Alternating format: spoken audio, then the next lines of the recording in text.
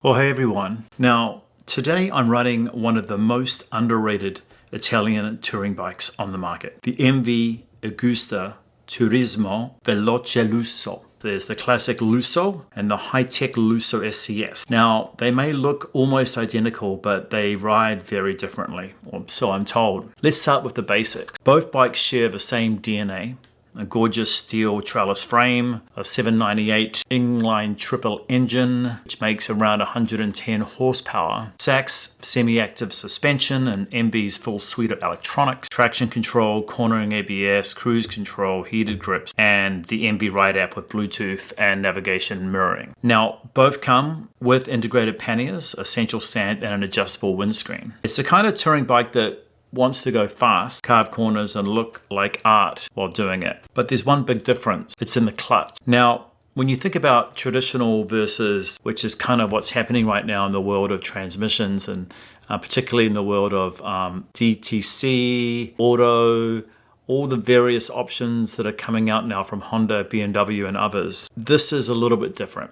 Now, the Lusso is what you would expect from a sport touring machine. It's got a manual 6-speed gearbox, slipper clutch, and MV's excellent, what they call the EAS quick shifter, up and down. So you engage the clutch in a very light, just like any sport bike. Now, the Lusso SCS, on the other hand, kind of changes everything. SCS stands for Smart Clutch System. It's an auto clutch co-developed with Recluse, a US company. Now, there's no need to use the clutch at a stop. Basically, just twist and go like a scooter. It shifts gears traditionally. So it's kind of like DCT, I suppose, for people who still want to row through the gears, still want to feel like they're riding the bike. It takes some getting used to, but once you trust it, it's kind of magic in traffic and long distance rides. You just don't need the clutch lever ever. On the road, the Lusso feels sharper and more engaging. You're in full control. And for purists who love the dance of a clutch, brake, and throttle, this is definitely something that's going to sort of touch you, and you're going to feel it, and you're going to want to ride it more. That's certainly the feeling that I got when I rode it. Let's head out for a ride and see what you think for yourself. Well, hey everyone, so I'm out here today on the wonderful MVAgusta Turismo Veloce Lusso, and this is the SCS model, which they call the Smart Clutch System, which is essentially a Recluse clutch. And the way that works is, think of it as like you're riding a scooter around town. You don't want to be on the clutch at the lights, so when you're stopping or clutching around the parking lot, wherever it is you are. So, like a quick shifter where you don't have to use the clutch at all, especially through the gears. The difference of this is that you literally don't have to use the clutch at all. So you start it up, you just get going. So I get on this bike.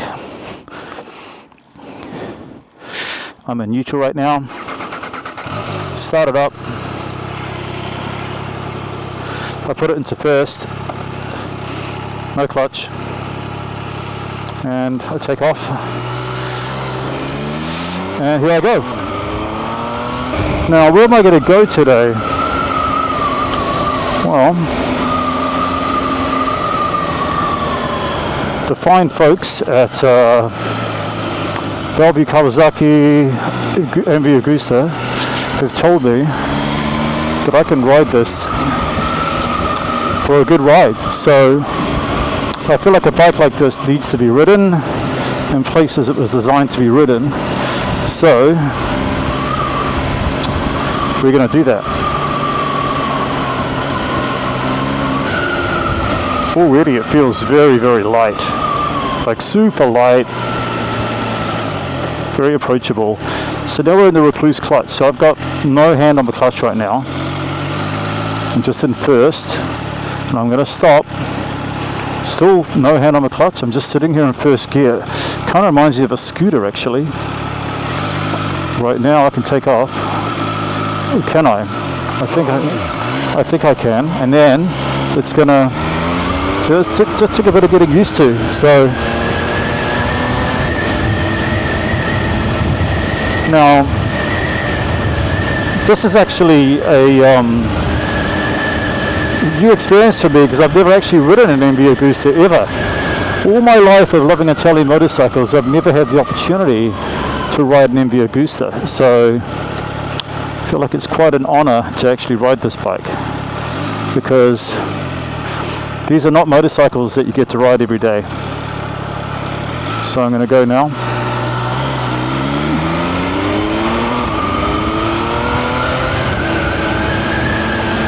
So the riding position, it's interesting. It's very you're very engaged, you're very forward. You can see my knees here are just by default really locked on.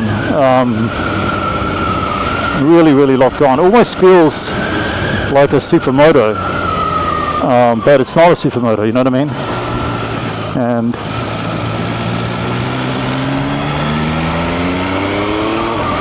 wow, so light.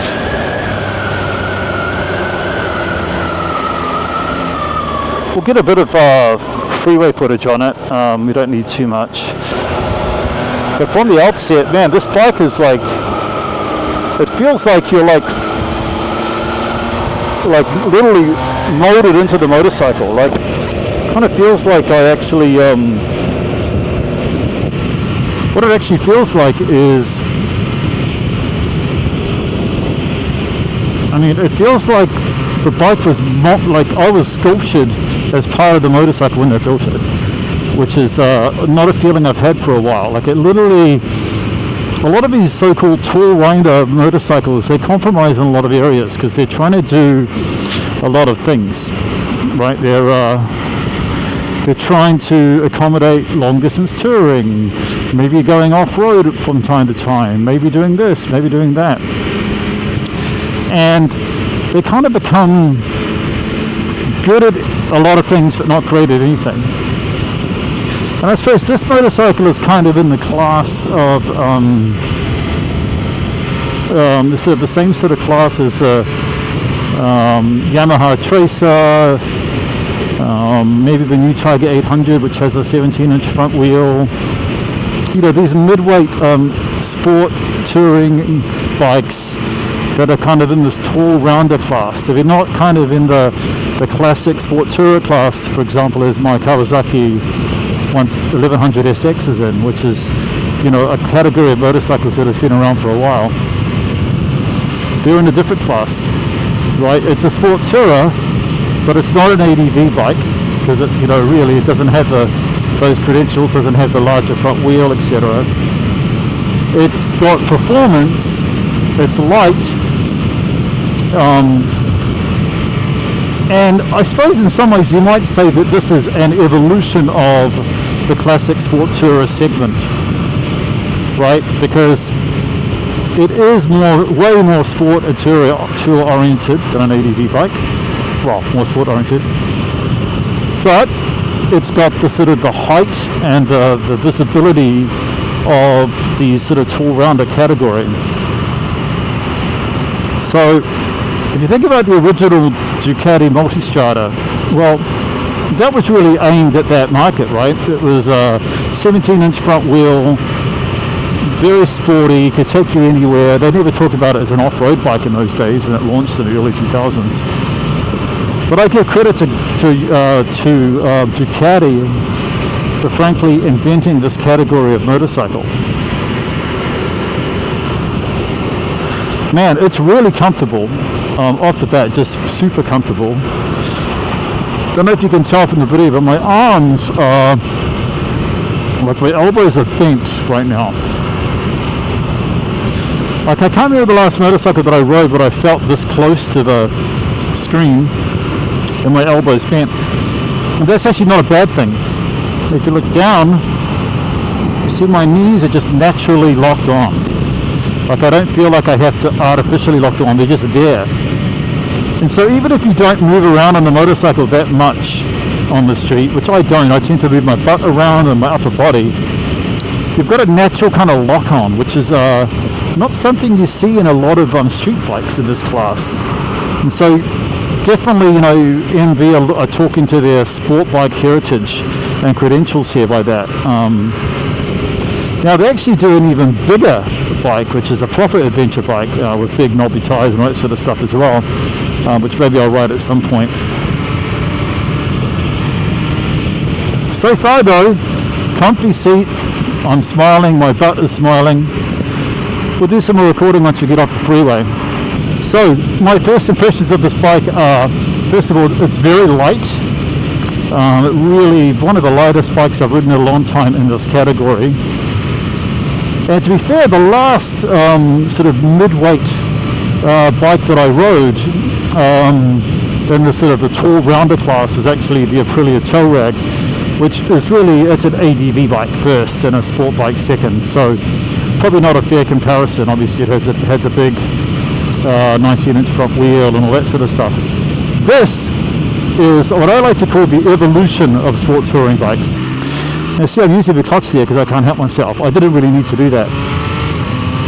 Now the reason I say it's the evolution is because I feel like a lot of the bikes, even a Multistrada, it's kind of lost its way a little bit. I like the Multistradas a lot, but it's really has tried to be all things to all people, right? You know, with the Enduro model, you know, and the V4s, they still, other than the Pikes Peak, they still have like 19 or 21-inch front wheels. They still have all the Enduro modes. They're still heavy as crazy.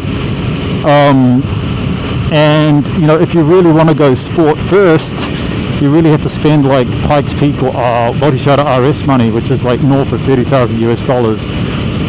And so you've got bikes like the Yamaha Tracer, Suzuki have their new GT, 1000 GT. You've got the new Tiger Sport 800, all coming into this class of smaller, sort of more upright or tall rounder bikes, but with smaller, more sports-oriented ergonomics and front wheels, especially that front wheel. Because in a sport bike, front wheel is everything. Front wheel feel is everything. So this bike is an MVAgusta, and I've never ridden an MVAgusta before, so it's really exciting to ride it. And I'm taking it to one of my favorite little back roads here. Now this bike actually belongs to the owner of Bellevue MVAgusta, and Mike, so I want to thank him. And because it's not my bike, I'm not going to be tearing it up too much. Now, feels like, you know, this is the first sort of the first tall rounder motorcycle that MV have ever made, actually. And the thing about it is that it just feels like out of the factory, it feels like the tank is made to just lock onto you automatically. You don't even have to think about it. It's just made that way. And, you know, it's cool because, you know, on roads like this, you know, I'm not going to be like dragging my knee, but I am going to be moving my upper body around, and I want to know that I can feel the tank as I do that. I want that confidence of knowing that the tank is there.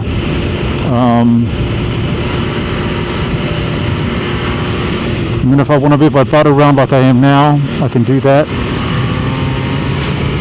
The seat is really comfortable. Definitely, you know, it's interesting because it reminds me a little bit of the BMW 1000 XR, where you really sit in the bike. The problem with the BMW is that I actually don't like the way you sit in that seat. It feels like you're there, but not quite where you need to be. Whereas this one, you're in it. You'll notice my elbows are bent, which is nice. Got lots of feeling. I can push and pull. And that's good. Now I don't know this bike too well, so I'm just taking it easy. I'm in what they call touring mode, so there's different modes here. You've got sport, touring, and I think wet mode. This is an 800cc inline 3 cylinder bike. It's got a nice growl to it. Not sure if you can hear it on this audio or not.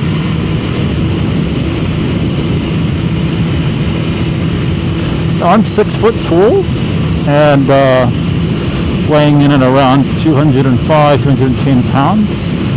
And it feels already like the sort of bike, you know, I could ride all day.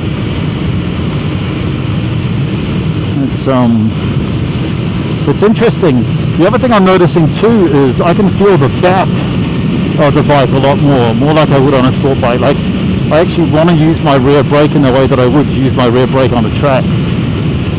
So as I'm heading into a turn in, I definitely have good front end feel, like a lot of feedback there's a lot of feedback from the front end of the bike.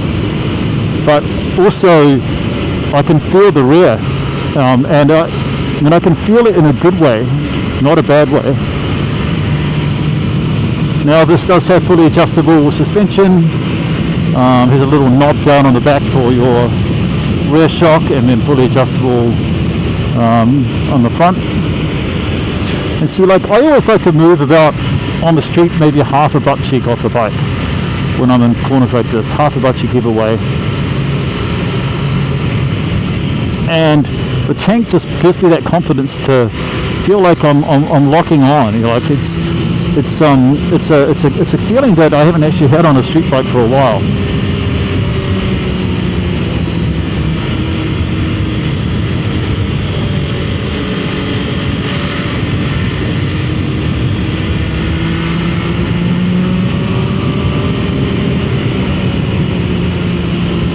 Now, MVAgusta are a premium brand. They don't do anything by half. So this is, you know, a lot of bikes will have, well, there's the entry level model, and there's this model, and the premium model. Basically, everything from MVAgusta is premium. It really doesn't matter which one. They're just premium everything, from the brakes to the shocks. And I think, like Ducati used to have, they kind of have a reputation that Italian bikes used to have of not being super reliable and blah blah blah. I think they've fixed a lot of that, just like Ducati have. Everything I've been reading on the forums and the communities is that it's, you know, very, very, very few issues of these bikes. I suppose the only thing with, you know, these sort of brands, the same goes for Moto Guzzi and to some degree Ducati, but less, is that certainly in the US the dealer network is kind of limited. So, you know, if something does happen in the middle of nowhere, it's not going to be easy to find a MVAgusta mechanic, or parts for that matter. But the flip side is you get to enjoy this, and this is super, super impressive.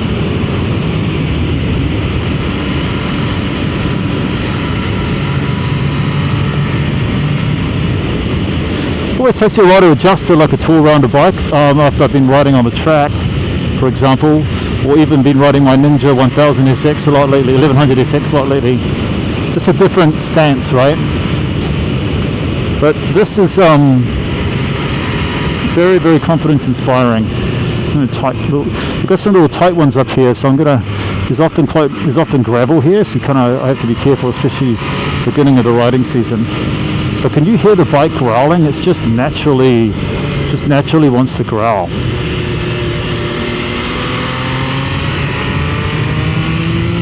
Like, listen to that.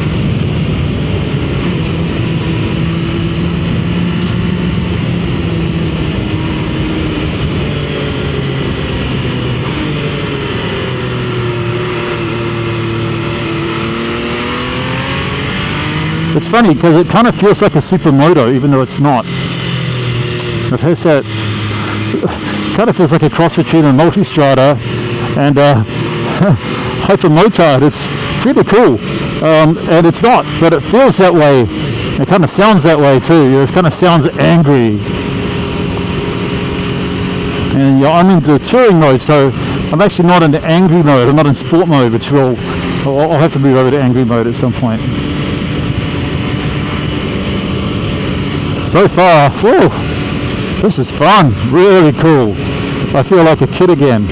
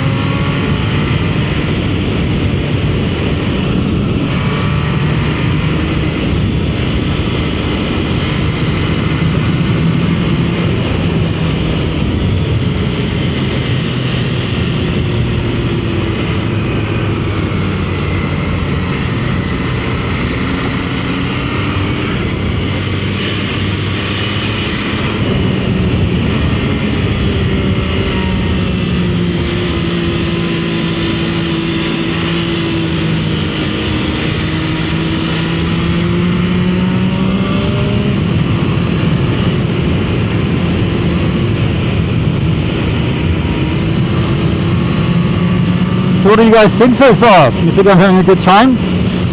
Definitely smiling. There's no doubt about it. I am smiling. It's definitely a bit bouncy right now, but that's because I haven't adjusted the suspension. And the guy that owns this is a lot smaller than me and a lot lighter than me. So, got to be part of it.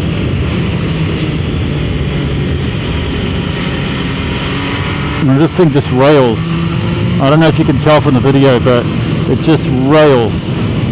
Absolutely rails. And there's so much feedback.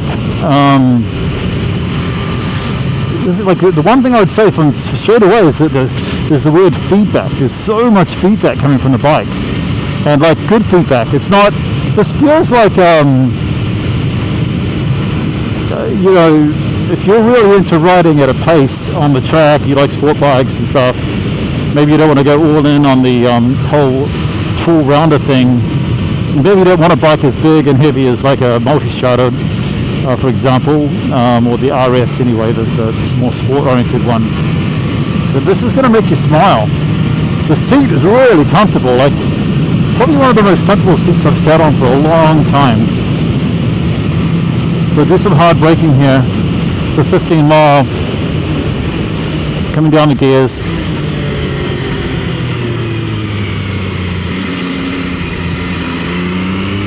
I mean that, did you feel that? That's like a really slow corner. And trail braking into here, just really very, very, very, very, very, very good. Wow, MVAgusta. I think you got yourself another fan. I mean, like right here, I feel like I really feel like I'm on a hypermotard. It's just so simple, so easy.